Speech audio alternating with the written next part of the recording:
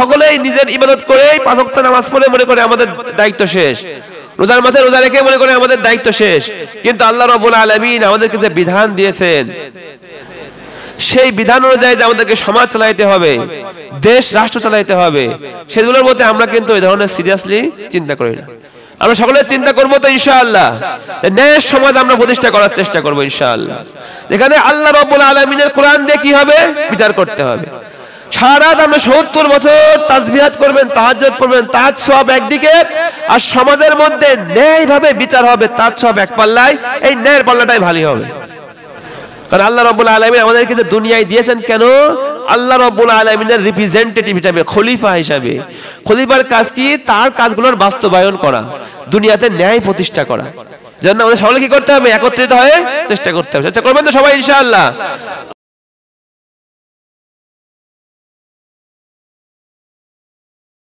আসসালামু আলাইকুম ওয়া রাহমাতুল্লাহি ওয়া বারাকাতুহু। ইন্নাল হামদালিল্লাহ والصلاة والسلام على من لا نبي بعده وعلى آله وصحبه وعلماء أمته وجنوده أجمعين.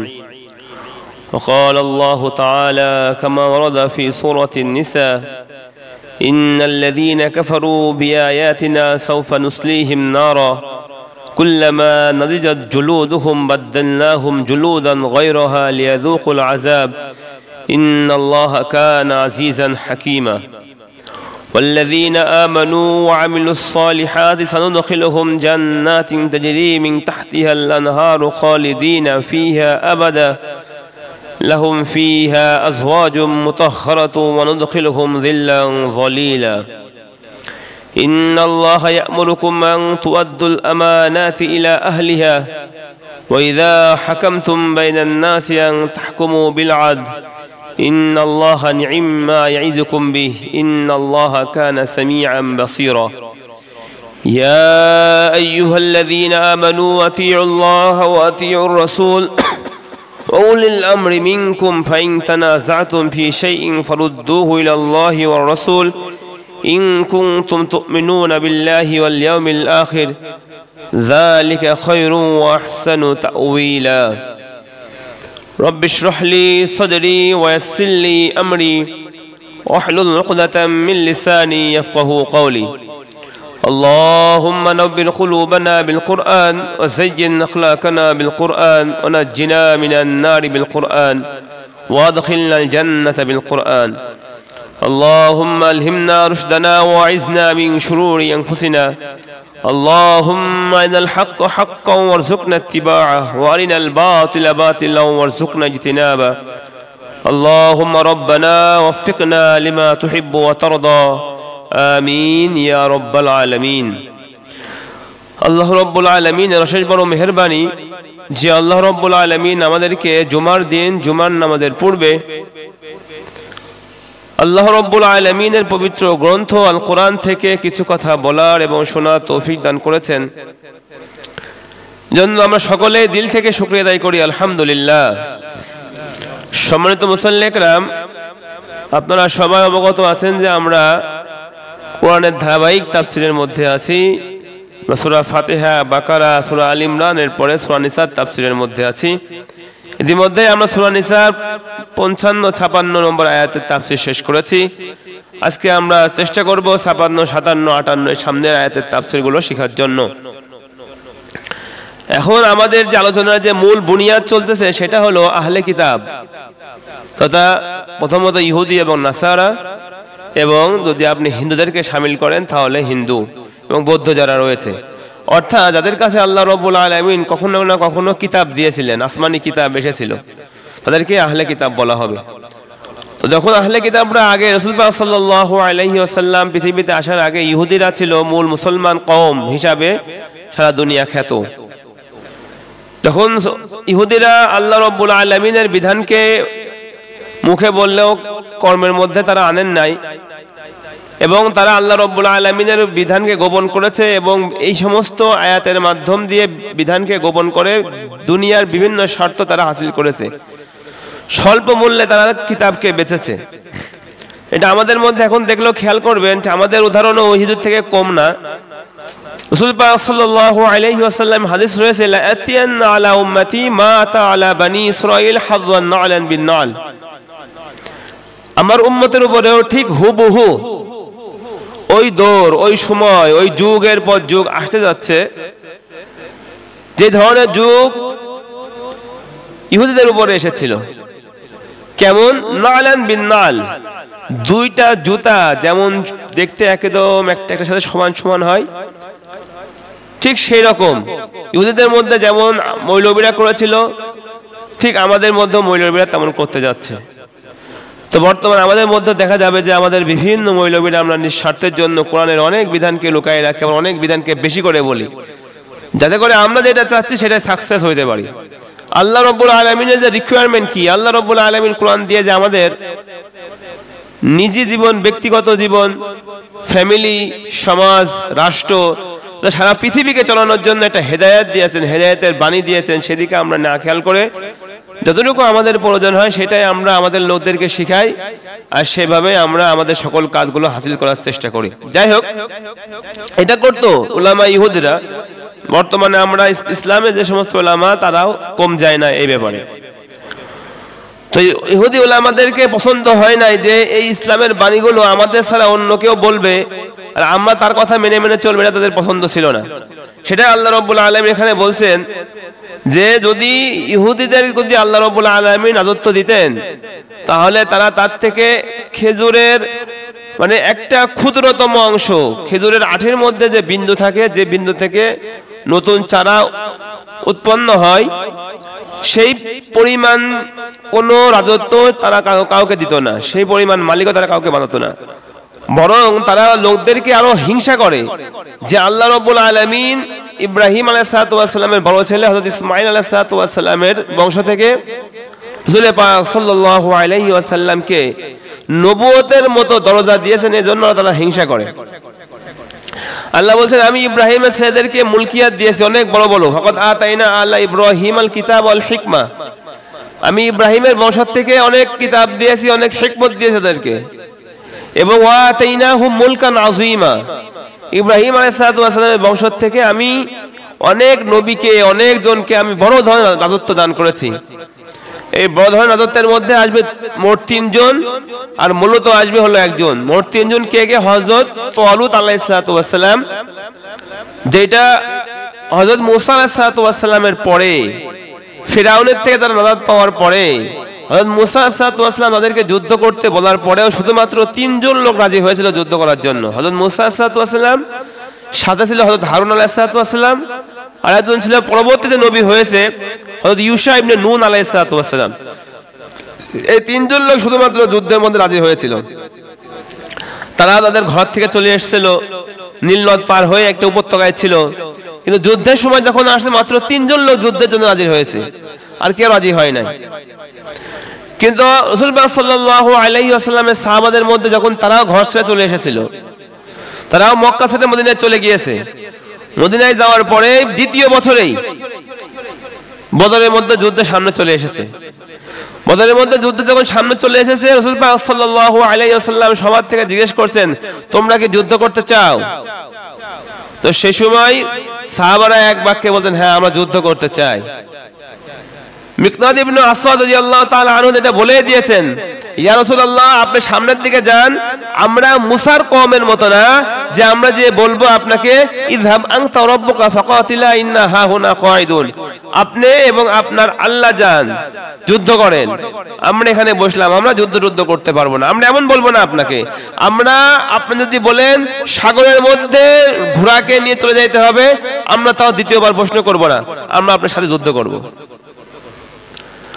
হযরত আবু বকর, হযরত ওমর রাদিয়াল্লাহু তাআলা আনহু প্রত্যেকই একই কথা।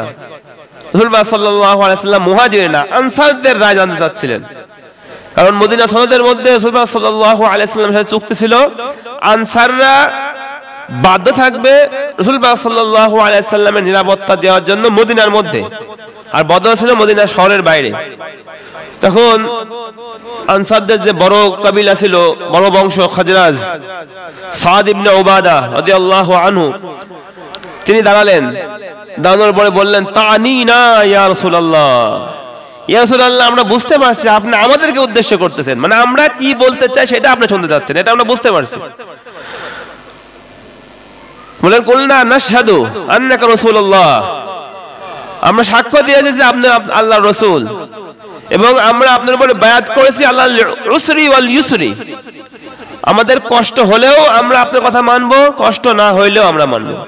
আলাল মানশাই ওয়াল মাকরাহি, যদি আমাদের তবিয়ত চায় তাও মানব, তবিয়ত না চাইলেও মানব, আমাদের আর দ্বিতীয় কোনো চয়েস নাই। আমরা যেহেতু আপনাকে রাসূল মেনেছি, আমাদের যা হবে আমরা তাই করব। আপনারা যদি আমাদেরকে বলেন যেখান থেকে ইয়ামানের শেষ শহর বারকুল গমাত পর্যন্ত সফর করতে হবে, আমরা একবারও আপনাকে জিজ্ঞেস করব না আমাদেরকে নিয়ে কোথায় যাচ্ছেন আপনি, কখনোই জিজ্ঞেস করব না। কিন্তু মুসা আলাইহিস সালামের কওম কিন্তু মাত্র 3 জন ছাড়া কেউ যুদ্ধে যাইতেই চায় নাই। তো সেখানে যুদ্ধে না যাইতে চাওয়ার কারণে আল্লাহ রাব্বুল আলামিন তাদেরকে 40 বছরের যাবত আল্লাহ রাব্বুল আলামিন তাদেরকে শাস্তি দিয়েছেন। মুহাররামাতুন আলাইহিম 40 সানা, 40 বছর এই মাঠের মধ্যে তোমরা থাকবা। অথচ আল্লাহ রাব্বুল আলামিন পাশের যে গ্রাম ছিল, বর্তমান যে বাইতুল মাকদিস ফিলিস্তিনের গ্রাম, ওখানে যুদ্ধ করতে গেলেই তারা সেখানে তাদের জমিন দিয়ে চলে যেত। তাদের কাছে ইনফরমেশন ছিল যে যে জাতি এখানে আসছে মুসার নেতৃত্বে আলাইহিস সালাম, তারা ফিরআউনকে নাস্তানাবুদ করে আসছে। তারা তো আর জানে না যে ফিরআউনকে আল্লাহ ডুবাই দিয়েছে। তাদের কাছে নরমালি কি ইনফরমেশন ছিল যে যে জাতি এখানে আসছে ফিরআউনকে তারা এমন ভাবে ডিচ করছে যে ফিরআউন সকল লস্কর নিয়ে সমুদ্রের মধ্যে চলে গিয়েছে। তারপর তারা যুদ্ধ করতে রাজি হয় না। এজন্য আল্লাহ রাব্বুল আলামিন 40 বছরের শাস্তি দিয়েছেন তাদেরকে। তখন তাদের মধ্যে এই যে 40 বছরের মধ্যে যে সমস্ত লোক ছিল তাদের মধ্যে, সেই সময় যারা যোদ্ধা ছিল তারা তো আগে ছোটবেলায় গোলামির মধ্যে ছিল, ফিরআউনের গোলাম ছিল। তো যে কওম গোলামির মধ্যে থাকে সেই কওম যুদ্ধ করতে পারে না, সেই কওমের যুদ্ধ করার ক্ষমতা থাকে না, ভিতরের স্পিরিট নষ্ট হয়ে যায়। সারা জীবন ইয়েস স্যার জি স্যার ইয়েস স্যার জি স্যার করে আসলে তাদের দ্বারা নতুন কোনো ইনিশিয়েটিভ নেবে এই ক্ষমতা তাদের থাকে না। ইয়েস স্যার জি স্যারের মধ্যে তাদেরকে থাকা লাগে।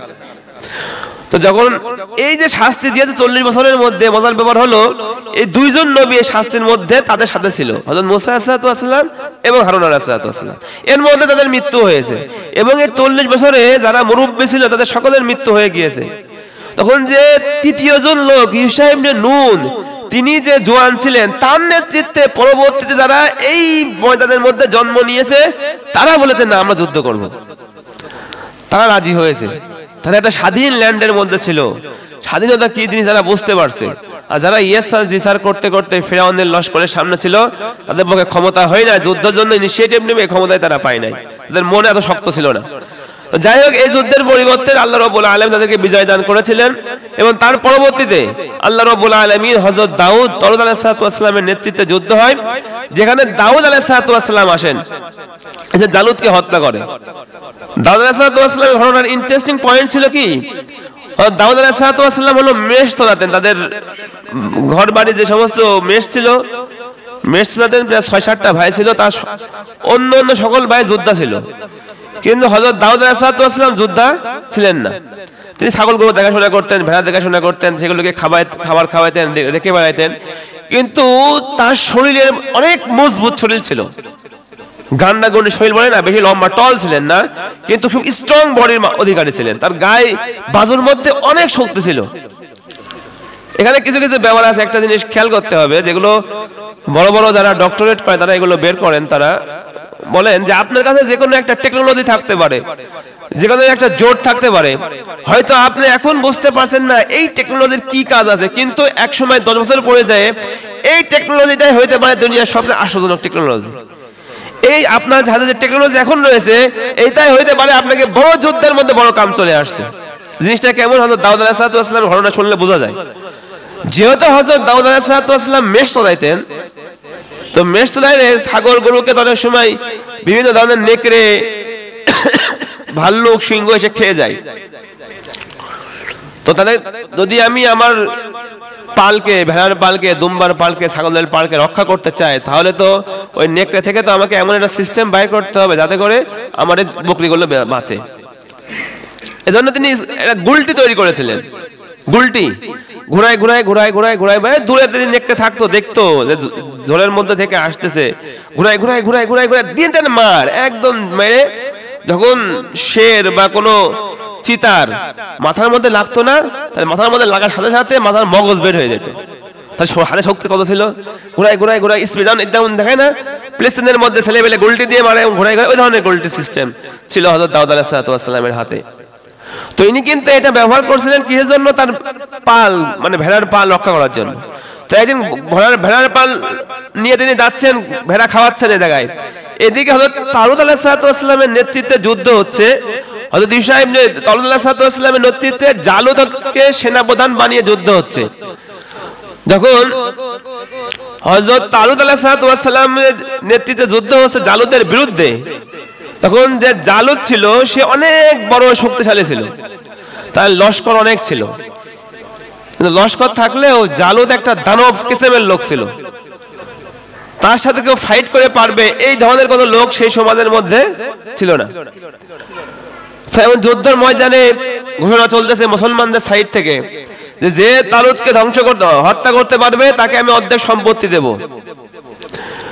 এবং তালুত আলাইহিস সালাম ঘোষণা দিচ্ছেন, তালুত আলাইহিস সালাম হলো মূল রাজা, ওইদিকে জালুতের সাথে যুদ্ধ হচ্ছে, দাউদ আলাইহিস সালাম হলো মেষ চলান পাশে। তালুত আলাইহিস সালাম ঘোষণা দিচ্ছেন যে এই জালুতকে হত্যা করতে পারবে তাকে আমি অর্ধেক সম্পত্তি দেব, আমার মেয়ের সাথে বিবাহ পর্যন্ত দেব, এমন কোন বীর আছো কিনা। কিন্তু জালুতের এত দাবদাবা ছিল কারোর পক্ষে সম্ভব হয় না সামনে আসার জন্য। তো তখন দাউদ আলাইহিস সালাম মেষ চলাতে দেখছেন যে এখানে যুদ্ধ আছে দুই পার্টির। দাউদ আলাইহিস সালামের কিন্তু যুদ্ধের সাথে কোনো সম্পর্ক ছিল না আগে, দেখে যে অল্প মাত্র 313 জন লোক একদিকে, অন্যদিকে লক্ষ কাছাকাছি লোক, অনেক হাজার লোক। দাউদ আলাইহিস সালাম বলে এটা আমার কোন ধরনের যুদ্ধ, একদিকে 1 লাখ লোক, একদিকে মাত্র 313 জন লোক, এটা আবার কেমন যুদ্ধ। তখন তার ভিতরে যে ফিতরি বিষয় যে যারা দুর্বল মাজলুম তাদেরকে সহযোগিতা করতে হবে এই কথা চিন্তা করে সে সেখানে আসছিল। আসার পর যখন ঘোষণা শুনছে, তখন ঘোষণা শোনার পর বলছে যে আমি এই না মাখতুন কাকে বলে, খতনা করলে সে হয় মুসলমান। আর না মাখতুন মানে কি, যে খতনা মানে যেভাবে গালি দেয় না হিন্দুদেরকে না মাখতুন বলে, এটা একটা গালি শব্দ আর কি। দাউদ আলাইহিস সালাম বলে মানে বাংলায় কথাটা বলা যাবে না আর কি, মানে মুসলমানি না দিলে যে শব্দটা ব্যবহার করি আমরা, এই না মাখতুনকে আমি হত্যা করব, দাউদ আলাইহিস সালামকে বলে। দাউদ আলাইহিস সালাম বলেন এই কথাটা, বলার পরে তখন হযরত দাউদ সেই বিশাল পালোয়ান, তার সামনে ছোট্ট একটা বালক, গান্ডাগন্ডি বালক, সে চলে আসে যুদ্ধের মধ্যে। আগের যুদ্ধের নিয়ম ছিল এরকম, এই পাশের থেকে 1-2 বীর, ওই পাশের থেকে 1-2 বীর আগে আসতো, তারা যুদ্ধ হতো তাদের মধ্যে। বদরের মধ্যে এই ধরনের যুদ্ধ হয়, ওই পাশ থেকে 3 জন আসে, এই পাশ থেকে 3 জন আসে, এদের মধ্যে যুদ্ধ হওয়ার পরে তারপরে পুরোপুরি আবার পুরো 2 সৈন্য মিলে যুদ্ধ হতো। তো দাউদ আলাইহিস সালাম আসে জালুদের সামনে, তখন দাউদ আলাইহিস সালাম দেখেন যে পুরা শরীর তার ঢাকা, যুদ্ধের যে আর্মার থাকে, বিভিন্ন রকমের ড্রেস থাকে, লোহার ড্রেস, শুধুমাত্র তার চোখ থাকে হচ্ছে খোলা। তো দাউদ আলাইহিস সালাম নিশানা করেন আমি ওর চোখে মারবো আমার এই গোলটি। উনি বিভিন্ন রকমের কৌশল দিয়ে, তার টেকনোলজি তো তার কাছে আছে, তো শের মানে বাঘ মারার চিন্তা ভাবনা তার কাছে আছে, তার সেই ধরনের তাজরুবা আছে, এক্সপিরিয়েন্স আছে, সে তার গোলটি ঘোরাইতে ঘোরাইতে ঘোরাইতে এমন মার দেয়, এক মারে এই চোখের এই ফাঁকাতে ঢোকে, তার একদম ঘেলো বের হয়েছে, স্পটে ডেড হয়ে যায়। যখন জালুত এক ঢেলে মরে যায় একটা ছোট্ট যুবকের আঘাতে, তখন পিছনে যে সৈন্য ছিল তাদের মোরাল একদম ডাউন হয়ে যায়। তারা বললো না, এদের সাথে পারা যাবে না, এই এক আঘাতেই পুরো যুদ্ধর পরিবর্তন হয়ে যায়। তো যেটা বলছিলাম, দাউদ আলাইহিস সালামের যে টেকনোলজি ছিল সেটা হলো সেই সময়ের জন্য কাজে না লাগলেও এমন সময় যে এমন কাজে লেগেছে যেটা পুরা ইসলামের মুসলমানের ভাগ্যই পরিবর্তন করে দিয়েছে, এরকম থাকে। তো তাই দাউদ আলাইহিস সালামকে আল্লাহ রাব্বুল আলামিন আতাইনাহুম মুলকান আযীমা, বড় রাজত্ব দিয়েছিলেন। দাউদ জালুত ওয়াতাহুল্লাহুল মুলকা ওয়াল হিকমাতা ওয়াল্লামাহু মিম্মা ইয়াশা। আল্লাহ রাব্বুল আলামিন সূরা বাকারার মধ্যে বলছেন দাউদ আলাইহিস সালাম জালুতকে হত্যা করেছিল এবং আল্লাহ রাব্বুল আলামিন তাকে হিকমত দান করেছিলেন এবং আল্লাহ রাব্বুল আলামিন যা চান তাকে শিখিয়েছিলেন। তো তার ছেলে ছিল হযরত সুলাইমান আলাইহিস সালাম, দাউদ আলাইহিস সালামের ছেলে ছিলেন। তো আল্লাহ রাব্বুল আলামিন হযরত সুলাইমান আলাইহিস সালামকে অনেক বড় রাজত্ব দান করেছিলেন, সারা পৃথিবীর রাজত্ব দান করেছিলেন। সুলাইমান আলাইহিস সালাম দোয়া করেছিলেন রব্বি হাবলি মুলকান লা ইয়ামবাগি লিআহাদিম মিন বাদি, হে আল্লাহ আপনি আমাকে এমন রাজত্ব দান করবেন যেটা আমার পরে আর কারোর জন্য হবে না। তো হযরত সুলাইমান আলাইহিস সালামকে আল্লাহ রাব্বুল আলামিন সেই ধরনের রাজত্ব দান করেছিলেন যার রাজত্ব পুরো পৃথিবী অবধি ছিল। তার রাজত্বের মধ্যে তিনি সকল প্রাণীর ভাষা বুঝতেন, প্রাণীর কমিউনিকেশন বুঝতেন, তিনি সকল কিছু তিনি বুঝতেন সেই সময়কার।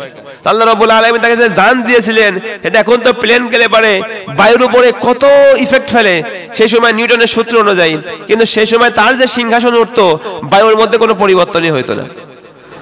হায়ার টেকনোলজি আল্লাহ রাব্বুল আলামিন তাকে দিয়েছে। এখন যে বর্তমানে যে টেকনোলজি আসতেছে যে আমাদের এই প্রোডাক্টের যে ট্রান্সফার করে, তাই না, বিভিন্ন অনলাইন বিজনেস গুলো দ্রুত কিভাবে আমরা প্রোডাক্টটা পৌঁছাই দিতে পারি সেই ধরনের পাল্লা চলতেছে। যে এখন বর্তমানে উন্নত বিশ্বের মধ্যে ড্রোন তৈরি হয়েছে, প্রোডাক্ট নিয়ে ঠিক নির্দিষ্ট লোকেশনে ড্রোনের মাধ্যমে এসে দেখা যাচ্ছে উঠতে উঠতে ছাদে এসে দিয়ে চলে যায়। এ ধরনের টেকনোলজি আস্তে আস্তে ডেভেলপ হচ্ছে। কিন্তু হযরত সুলাইমান আলাইহিস সালাম যে রানী বিলকিসের যে সিংহাসন নিয়ে আসতে চাচ্ছিলেন সেই জায়গায় কিন্তু এ ধরনের কোনো টেকনোলজি দরকার হয় না। তিনি জিনদেরকে ঘোষণা করছেন কে রানী বিলকিস আসার আগে আমার কাছে তার সিংহাসন আনতে পারবে। জিনদের মধ্যে অনেক শক্তি আল্লাহ রাব্বুল আলামিন দিয়েছেন। ক্বালা ইফরিতুম মিনাল জিন্নি আনা আতিকা বি ক্বাবলা আন ইয়ারতাদ্দা ইলাইকা তরফুক। জিনদের মধ্যে ইফরিত বলছে যে আমি আপনার কাছে সেটা নিয়ে আসবো, আপনি আপনার বসবেন না, বসার থেকে উঠবেন, এটা আমি বসে আছি দাঁড়ালাম, এই সময়ের মধ্যে ডিসটেন্স, এই সময়ের মধ্যে আমি বিলকিসের সিংহাসন আপনার কাছে নিয়ে আসবো। কথা কি বোঝা যাচ্ছে? জিনদের কথা বললো, কিন্তু আল্লাহ রাব্বুল আলামিন এখন বলবেন আসল কথা।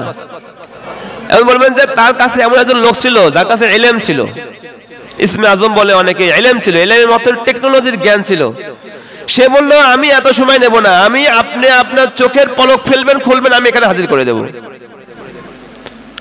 চোখের পলক আপনি আপনার চোখের পলকে খুলতে খুলতে আপনি এই পাশ থেকে ওই পাশ করবেন, আমি এখানে আপনি ওই বিলকিসের সিংহাসন কি করব, হাজির করব। আমাদের কাছে শুনলে মনে হবে এটা একটা মানে কেমন গল্প হলো, কোরআনে শব্দ আছে বলে আমরা বিশ্বাস করি, তাছাড়া কিন্তু প্র্যাকটিক্যাল ব্রেনে এই কথা বিশ্বাসের মধ্যে আসে না। যেহেতু কোরআনে আছে অস্বীকার করার সুযোগ নাই। যদি কোরআনে শব্দ না থাকতো আমরা কিন্তু সকলেই যারা ইন্টেলেকচুয়াল লেখাপড়া জানে তারা কিন্তু সব অস্বীকার করে দিত, এটা তো আকলে ধরে না। কিন্তু সবচেয়ে বড় ব্যাপার হলো মূল যে টেকনোলজি আছে, এই যে ট্রান্সপোর্টের টেকনোলজি, তাদের চিন্তা ভাবনা আমাদেরকে এই জায়গায় পৌঁছাইতে হবে। মুখে বলতে বিশ্বাস করি না, কাজের মধ্যে যেহেতু এই দুনিয়াতে হযরত সুলাইমান আলাইহিস সালামের যে ট্রান্সফার, তার যে সিংহাসনের ট্রান্সফারটা উইদিন চোখের যে এক পলকের মধ্যে হয়েছে, এটা হওয়া সম্ভব। এটা হওয়া কি সম্ভব। আগে যেমন আমরা এক জায়গা থেকে এক জায়গায় যাইতাম, কিসে যাইতাম, গরুর গাড়িতে, এখন বাসে, ট্রেনে, কার গাড়ি, হেলিকপ্টার, সময়ের কত পার্থক্য হয়ে গেছে না। এখন আমরা যে কোনো প্রোডাক্ট নেওয়ার জন্য আমাদের কাছে বিভিন্ন মোটরসাইকেল এসে দিয়ে যাচ্ছে, বিদেশে ড্রোন এসে দিয়ে যাচ্ছে। হয়তো বা ভবিষ্যতে এমন কোনো টেকনোলজি চলে আসবে, দেখা যাচ্ছে আমরা বিদেশে যে ডাইরেক্ট কথা বলি না, লাইভে কথা বলি, প্রোডাক্টটাও লাইভের মধ্যে চলে আসবে। কে আসবে সামনে 30 বছর পরে পৃথিবী কিভাবে চলবে, বড় বড় বৈজ্ঞানিকরা বলে ওই ছেলের এখনো জন্মই হয় না। 30 বছর পরে একটা 18-20 বছরের ছেলে সামনে যে পরিবর্তন কি ধরনের করতে পারে টেকনোলজি, এটার ধারণাই তাদের নাই। যেমন গুগল আসছে, ফেসবুক আসছে, তাদের যারা অনার ছিল, সিও ছিল, তাদের বয়স তো খুব একটা বেশি না, 30-32 বছরের মধ্যে এরা এত বড় ডেভেলপমেন্ট করে ফেলছে। যাই হোক, এই ধরনের নিয়ামত আল্লাহ রাব্বুল আলামিন ইব্রাহিম আলাইহিস সালামের বংশের মধ্যে দিয়েছিলেন। এরপরে হযরত মুহাম্মদ সাল্লাল্লাহু আলাইহি ওয়াসাল্লামকে আল্লাহ রাব্বুল আলামিন পৃথিবীতে দিয়েছেন, নবুয়ত দিয়েছেন, রিসালাত দিয়েছেন, কিন্তু ইহুদিরা হিংসায় তারা মানে নাই। আল্লাহ বলেছেন যে কিছু লোক তাদেরকে মানবে, ফামিনহুম মান আমানা বি ওয়া মিনহুম মান সাদ্দাআন, আর কিছু লোক তাদেরকে মানবে না, সরে যাবে। আল্লাহ বলেছেন যারা মুহাম্মদ সাল্লাল্লাহু আলাইহি সাল্লাম থেকে সরে যাবে, আমার কোরআনকে অস্বীকার করবে, ইন্নাল্লাযীনা কাফারু বিআয়াতিনা, দুনিয়াতে কোরআন মানবে না, হাদিস মানবে না, সাউফা নুসলিহিম নারা, আমি অচিরে তাদেরকে জাহান্নামের মধ্যে দিয়ে দেব, জাহান্নামের মধ্যে সবাইকে নিক্ষিপ্ত করব। কুল্লামা নাদিজাত জুলুদুহুম, যখন তাদের চামড়া একদম ঝলসে যাবে, বাদদাল্লাহুম জুলুদান গায়রাহা, আমি ওই চামড়াকে অন্য নতুন চামড়া দিয়ে কি করব, পরিবর্তন করে দেব। কারণ কি হবে, লিয়াজুকুল আযাব, তারা কি করতে পারে, আযাব চাকতে পারে। কত সপ্তাহে আমরা এটা বলেছিলাম। তাফসীরের মধ্যে লেখছে আল্লাহ রাব্বুল আলামিন জাহান্নামী ব্যক্তিদেরকে এই যে চামড়া পরিবর্তন করে দিবেন, তাফসীরের মধ্যে লেখছে যে 1 মিনিটের মধ্যে আল্লাহ রাব্বুল আলামিন তাদেরকে 120 বার চামড়া পরিবর্তন করবেন। 1 মিনিটের মধ্যে কতবার? 30 সেকেন্ডে জ্বলে যাবে চামড়া, 30 সেকেন্ডে আবার পূর্ণ হবে, 30 সেকেন্ডে আবার জ্বলবে, 30 সেকেন্ডে আবার পূর্ণ হবে। মানে জাহান্নামী ব্যক্তির আযাব চলতেই থাকবে কন্টিনিউয়াস প্রসেসের মধ্যে।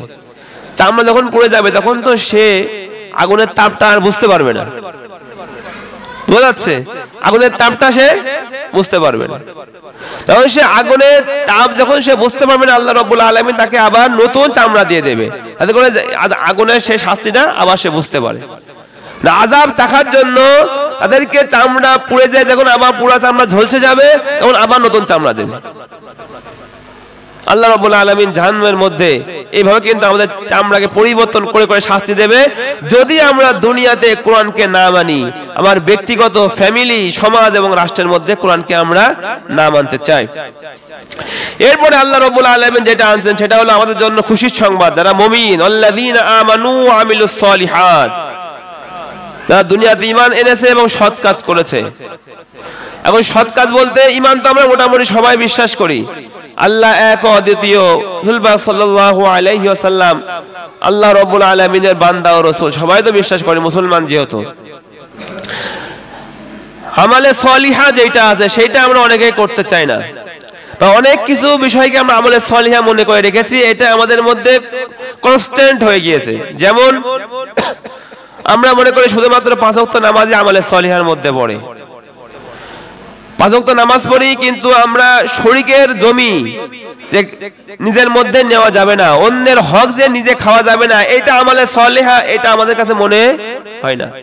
নামাজ আমরা 5 ওয়াক্ত বললেও শরীক ফাঁকি দিতে হবে, জমি নিজে বেশি করে লিখে নিতে হবে, পজিশনের জমিগুলো নিতে হবে, এটা আমাদের কোনো সময় ভুল হয় না, এটা আমরা ছাড়ি না। ওইটাও কিন্তু আমলে সলিহা নয়। ওটা হলো সবথেকে ঘৃণতম অপরাধের মধ্যে একটা অপরাধ, যে অপরাধের পরিপ্রেক্ষিতে আল্লাহ রাব্বুল আলামিন কিছুদিন আগে আমরা পড়েছি, আল্লাহ রাব্বুল আলামিন তাদের জন্য জাহান্নামকে তৈরি করে রেখেছেন। তারা এই ধরনের এই সীমাকে আল্লাহ রাব্বুল আলামিন শরীকদের জন্য যে অংশ নির্ধারণ করেছে, এই অংশকে যদি তারা ফাঁকি দেয়, আল্লাহ রাব্বুল আলামিন তাকে জাহান্নামে দেবেন। আর জাহান্নামে দিলে এখানে আল্লাহ রাব্বুল আলামিন শাস্তি দেবেন কি, আমাদের চামড়া পুড়ে যাওয়ার পরে আবার নতুন চামড়া আমাদের গায়ে হবে, আবার সেটা পুড়তে থাকবে, সেটা আবার পুড়ে যাবে, আবার নতুন চামড়া দেবেন, তাতে করে আমরা আগুনে পোড়ার যে শাস্তি সেটা অনুভব করতে পারি। কথা কি বোঝা যাচ্ছে? আমাদের সলিহ, আমরা রোজা করি, আমরা আপনাদের বয়ান করছি সমাজের মধ্যে ন্যায় প্রতিষ্ঠা করতে হবে, এটা আমাদের কাছে সেমন একটা মনে হয় না। ওই বলে ওরা তো সব এরকম, এরা তো এইভাবে চলবে। আমাদের কি করার আছে? সবারই করার আছে, সামনে আসবে সেগুলো। আমরা প্রত্যেকে যখন ন্যায়ের দিকে আমরা যাব, ন্যায়ের দিকে আমরা হরকত করব, আমরা চাবো আমাদের ব্যক্তিগত, আমাদের সামাজিক, রাষ্ট্রীয়ভাবে ন্যায় প্রতিষ্ঠা হোক, ইনসাফ প্রতিষ্ঠা হোক। যে ইনসাফটা শুধু মুখে থাকবে না, কাজের মধ্যে বাস্তবে দেখা যাইতে হবে। সেদিকে আমাদের সকলকে কি করতে হবে? সকলেই সম্মিলিতভাবে কি করতে হবে? ধাবিত হইতে হবে। যদি আমরা এগুলো করতে পারি, আল্লাহ রাব্বুল আলামিন বলেন এগুলো হলো ন্যায় কাজ। জান্নাতিন তাজরি মিন তাহতিহাল আনহারু খালিদিনা ফিহা আবাদা। এই সমস্ত লোকদের জন্য আল্লাহ রাব্বুল আলামিন বলেন জান্নাত তাজরি মিন তাহতিহাল আনহার, যে জান্নাতের নিচ দিয়ে, বাগানের নিচ দিয়ে ঝর্ণামালা প্রবাহিত হবে।